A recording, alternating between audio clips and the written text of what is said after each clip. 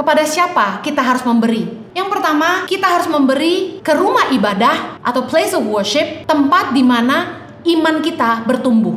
Di dalam Maleakhi 3 ayat yang ke-10 dikatakan, bawalah seluruh persembahan persepuluhan itu ke dalam rumah perbendaharaan, supaya ada persediaan makanan di rumahku.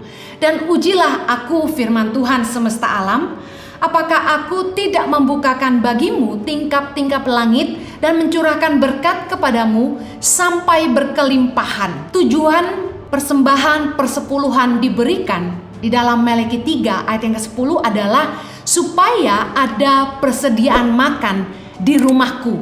Apa arti rumahku dalam ayat ini? Rumah Tuhan definisinya adalah bait Allah. Saya teringat Yesus duduk di sinagog dan memperhatikan peti persembahan dalam Markus 12 ayat 41 sampai 44 dalam perikop persembahan seorang janda miskin. Yesus duduk di sinagog dan melihat orang-orang yang datang membawa persembahannya, orang kaya dan ada seorang janda miskin. Berarti kita harus membawa persembahan kita ke rumah ibadah, place of worship, tempat di mana iman kita bertumbuh. Nah, persembahan yang dibawa ke rumah ibadah untuk siapa? Persembahan yang dibawa ke rumah ibadah adalah untuk dikelola oleh para imam. Galatia 6 ayat yang ke-6 berkata begini, dan baiklah dia yang menerima pengajaran dalam firman, membagi segala sesuatu yang ada padanya dengan orang yang memberikan pengajaran itu. Para imam di tempat ibadah haruslah orang-orang yang bisa dipercaya untuk mengelola rumah perbendaharaan. Saya pernah menyampaikan khotbah tentang My Family, My Ministry,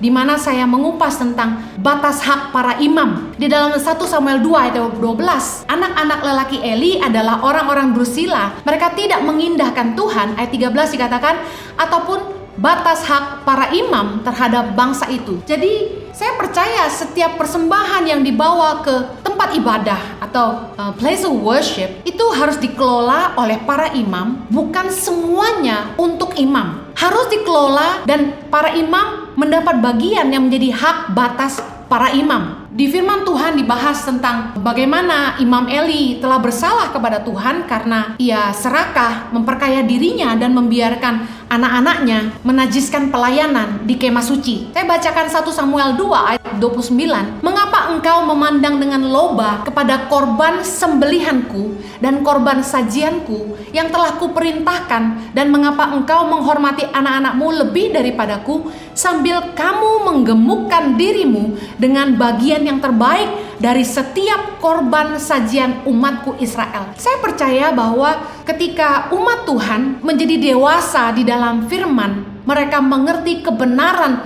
dan mereka mengasihi Tuhan, mereka jadi murah hati. Namun sebagai imam, kita harus tahu batas hak para imam. Apa yang membuat Tuhan marah kepada Imam Eli adalah karena ia serakah dan mengambil bagian yang terbaik dan melebihi batas hak para imam. Demikian juga dengan anak-anaknya. Oleh karena itulah persembahan yang dibawa ke rumah perbendaharaan merupakan hak para imam untuk mengelolanya, bukan untuk diambil semuanya oleh para imam. Namun setiap imam harus bisa mengelolanya dengan baik.